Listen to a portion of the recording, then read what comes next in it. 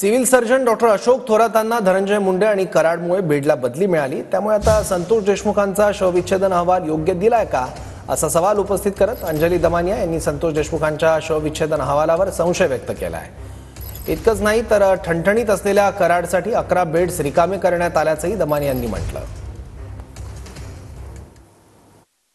असं मी 2 दिवसापूर्वी पण ट्वीट केलं होतं आणि काल जेव्हा त्याची माहिती घेतली, मी रिपोर्ट्सची माहिती घेतली, त्या रिपोर्ट्समध्ये त्यांना काहीही नाही हे सिद्ध झालं। पण त्यांचे ब्लड रिपोर्ट्स व्यवस्थित आहेत, सोनोग्राफीच्या रिपोर्टमध्ये फक्त युरिनरी इन्फेक्शन आहे, ज्याला तर खरं फक्त अँटीबायोटिक्स दिली की तो व्यक्ती अगदी व्यवस्थित होतो।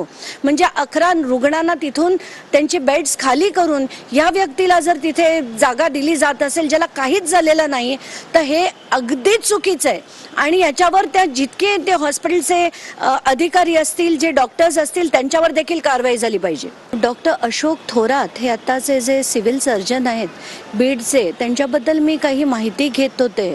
त्याच्यात मला असं कळतंय की बाबा हे अतिशय राजकीय राजकारणी इन्क्लाइंड पर्सन आहेत। त्यांची बीडहून आधी नाशिकला ट्रान्सफर केली गेली होती आणि परत नाशिकहून या आपल्या धनंजय मुंडे आणि वाल्मिक कराड यांच्याचमुळे त्यांची परत ट्रान्सफर बीडमध्ये करण्यात आली। पोस्टमॉर्टम रिपोर्टपासनं योग्य दिलाय की नाही असा प्रश्न पडतोय मनात आणि हे खूपच शॉकिंग होत चाललंय। सगळीच यंत्रणा या मुंडे कुटुंबाच्या दिमतीला असल्यासारखेच, मग ते सिव्हिल सर्जन असो, पोलीस यंत्रणा असो, सगळीकडे यांचा कंट्रोल कंप्लीट होता।